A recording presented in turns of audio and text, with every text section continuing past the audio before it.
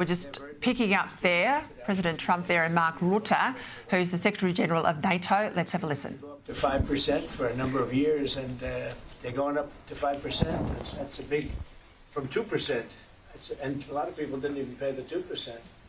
So I think that's going to be very big news. NATO is going to become very strong with us, and I appreciate doing it. Perhaps you want to talk about it? Yeah, absolutely. Let me first, before I go to spending, I just want to recognize your decisive action on Iran.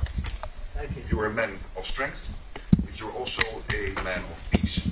And the fact that you are now also successful in getting this ceasefire done between Israel and Iran, I really want to commend you for it. Thank you. And I think this is important for the whole world. Then on spending, it's absolutely true.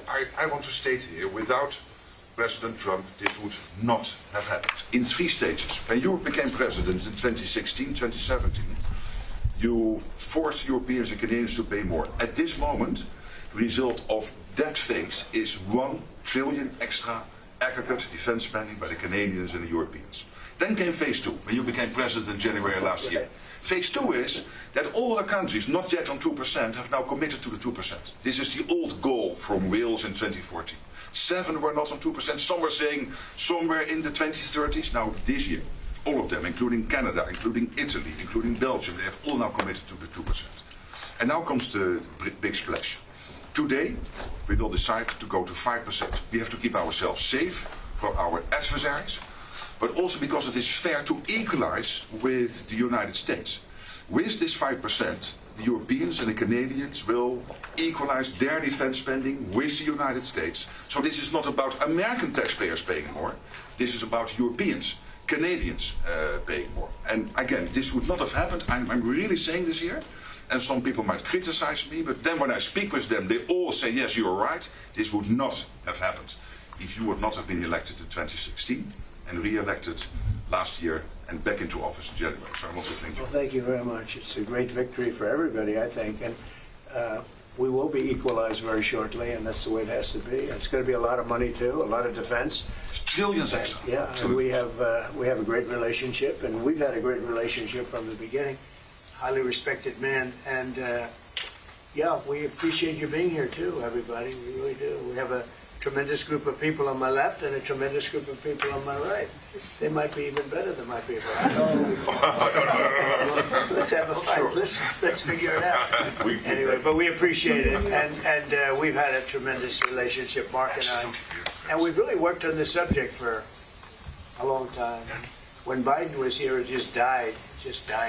Like everything else died, and now it's you're going to take, I guess, a vote today, right? Absolutely. Today we will decide unanimously to do this. That's my absolute conviction. So we can't talk about it until the vote's taken, because sometimes strange things happen to a vote.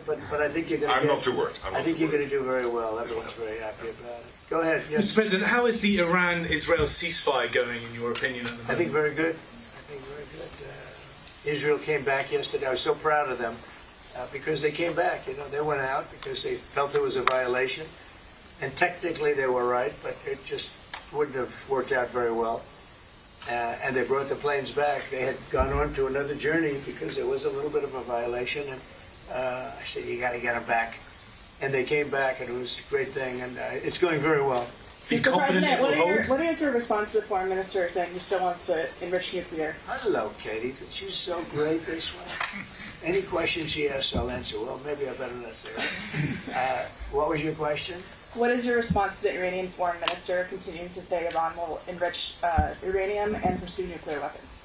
Well, I don't know if they've said that, but I'll tell you, the last thing they want to do is enrich anything right now. They want to recover. And we won't let that happen, number one. Militarily, we won't. I think we'll end up having somewhat of a relationship with Iran. I see it. Look, I've had a relationship over the last 4 days. They agreed to the ceasefire. And it was a very equal agreement. They both said, that's enough. They both said it. But no, they won't do that. The last thing they want to do, Katie, is enrich. They're not looking to, can you imagine after all of that, they're going to say, oh, let's go and do a bomb. There could be a day in the future, and then somebody else taking our place will be saying, don't do it. And maybe they won't do it as well, I don't know. But they're not going to have a bomb, and they're not going to enrich. And we believe all of the stuff is down there. We don't think they had nearly the time, because to get that out is a very difficult thing. It's not like moving a package or taking this carpet up and moving it. It's very difficult. It's very dangerous to do. We believe it's all down there. We had a tremendous victory, a tremendous hit, and because of that, I don't think they would have been down there, because they knew we were coming. When they know we're coming, they're not going to be down in that 30 stories underground. So. No, I think it was just a tremendous victory for everybody, including Iran. Look, they've got a country, and they've got oil, and they're very smart people, and they can come back. Israel got hit very hard, especially the last couple of days. Israel was hit really hard. Those ballistic missiles, boy, they took out a lot of buildings, and they've been great. Bibi Netanyahu should be very proud of himself, and they've really been great.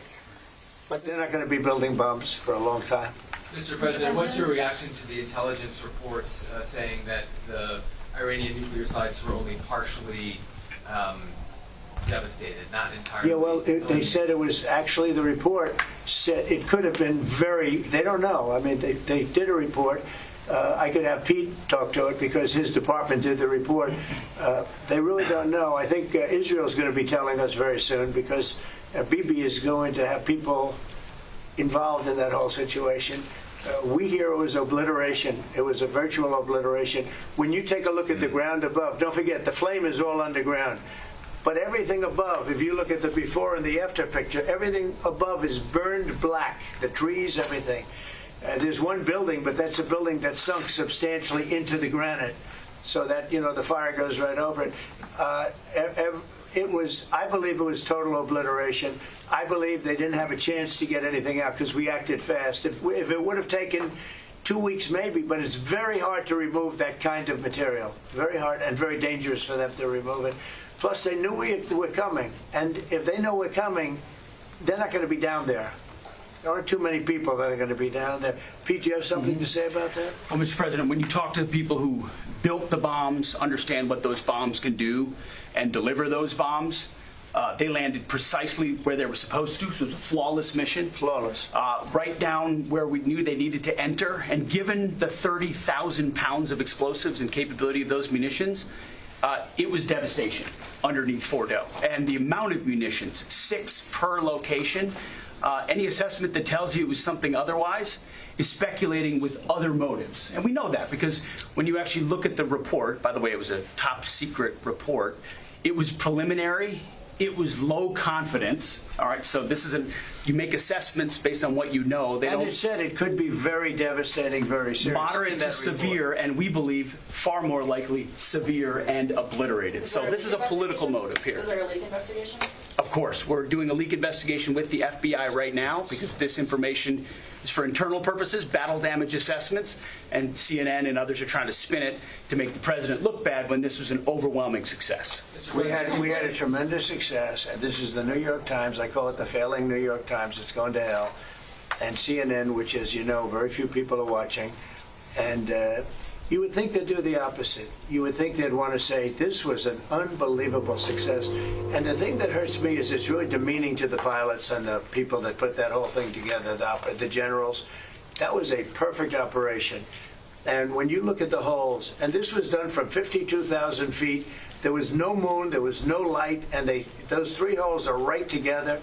And also, and nobody talks about this, we shot 30 Tomahawks from submarines. In particular, one submarine, but that was 400 miles away. Mm-hmm. And every one of those Tomahawks hit within a foot of where they were supposed to hit. Took out a lot of buildings that Israel wasn't able to get. We took them out with Tomahawks. We don't even talk about that. This was a devastating attack, and it knocked them for a loop. And, if it didn't, they wouldn't have settled.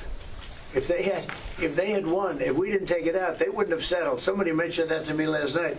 If that thing wasn't devastated, they would have never settled. Marco, do you have something to say? No, first of all the stuff about the intelligence, this is what a leaker is telling you the intelligence says. That's the game these people play. They read it, and then they go out and characterize it the way they want it characterized, and they're leakers. This is the game they play. So that's number one. Number two, here's a fact. The conversion facility, which you can't do a nuclear weapon without a conversion facility. We can't even find where it is, where it used to be on the map. you can't even find where it used to be because the whole thing is just blackened out. It's Right. gone. It's wiped out. It's wiped out. Then we dropped 12 of the strongest bombs on the planet right down the hole in 2 places. Everything underneath that mountain is in bad shape. And I refer you to the statement of the IAEA, Mr. Grossi. Yes. You know what he said? He said there was Iran, the way it looked the day before the attack, and what their nuclear program looks like now. 2 very different things. They are way behind where they were just 7 days ago.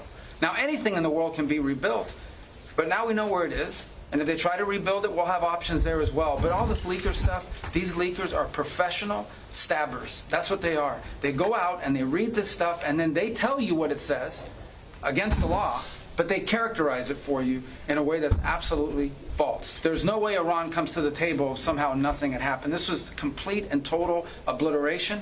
They're in bad shape. They are way behind today compared to where they were just 7 days ago because of what the president did. Marco, can I just alert you to one other aspect? So the great thing is you took out the nuclear capability of Iran.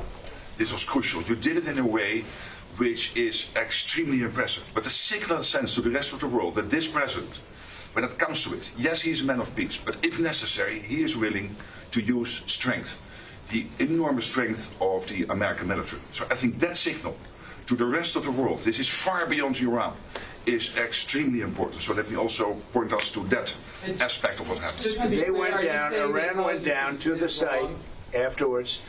They said it's so devastated, and they settled when they saw what we did to it. And frankly, if we didn't do that, they would have had a lot of ammunition to keep going. They wouldn't have settled. Somebody brought that up, and 2 Iranians went down to see it, and they called back, and they said, this place is gone. So it's just fake news by CNN, which has got no ratings. It's a failed network. Anybody here from CNN, by the way? Because you're a really disgraceful network. MSNBC, I think, is actually worse. But they're all pretty bad. But yours is good, Katie, I'll tell you. Mr. President, You know what Marco reminded me that he did such a nice job there? It was 9 years ago I had to debate this guy. It was not easy. I think he even got better. But when you were into your little thing, I said, this is when I had to debate this guy. You think it's easy to debate? It's not easy.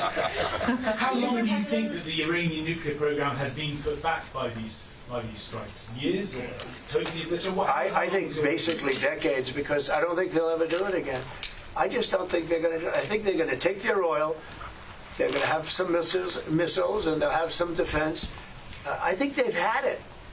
I mean, they just went through hell. I think they've had it. The last thing they want to do is enrich.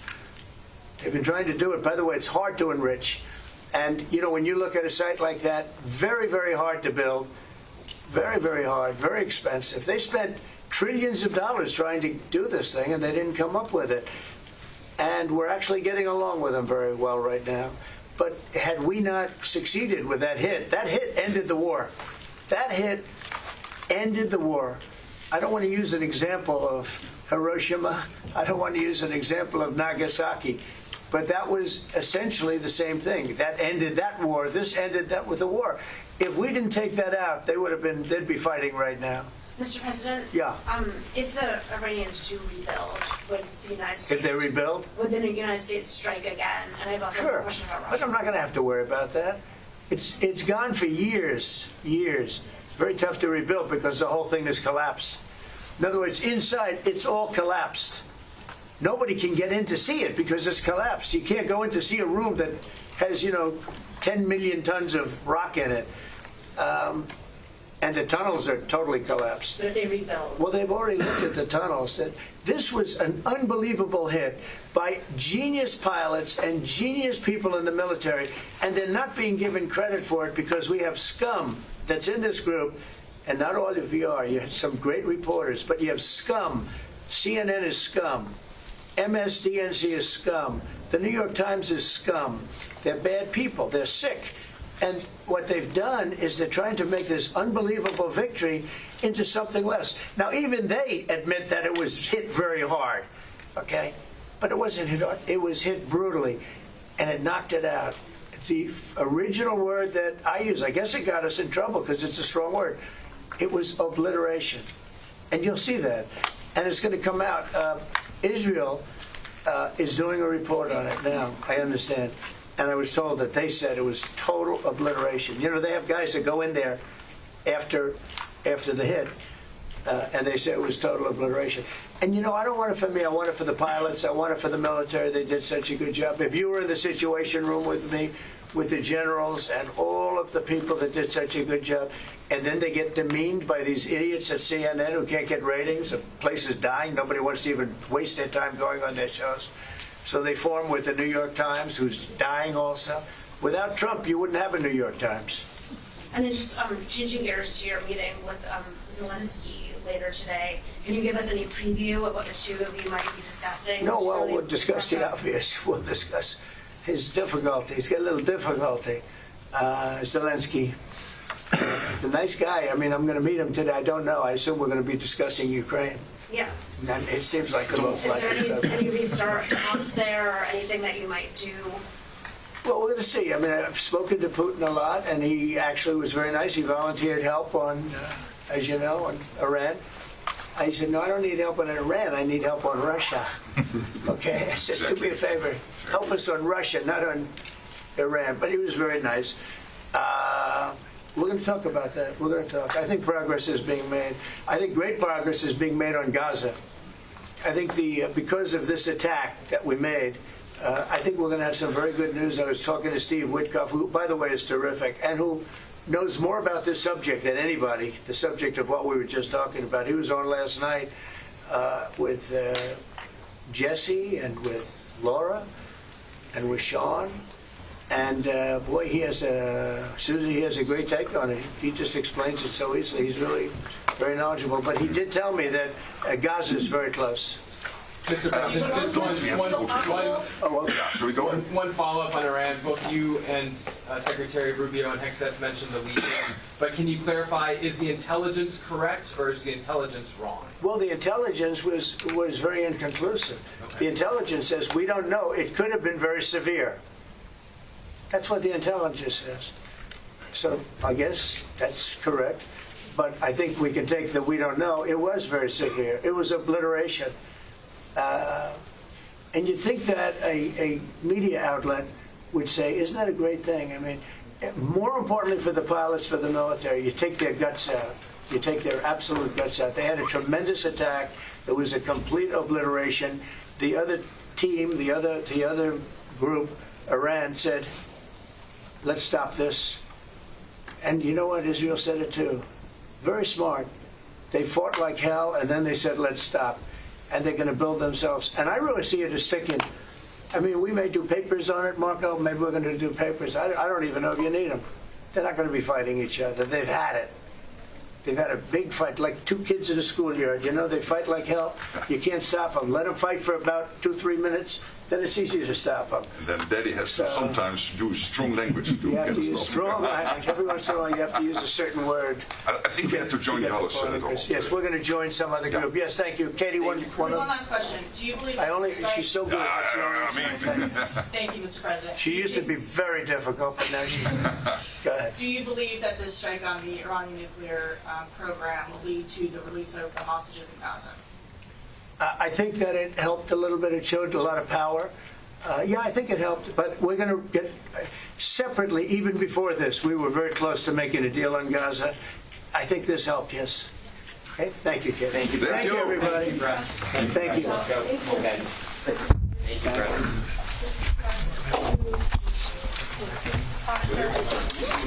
Thank you.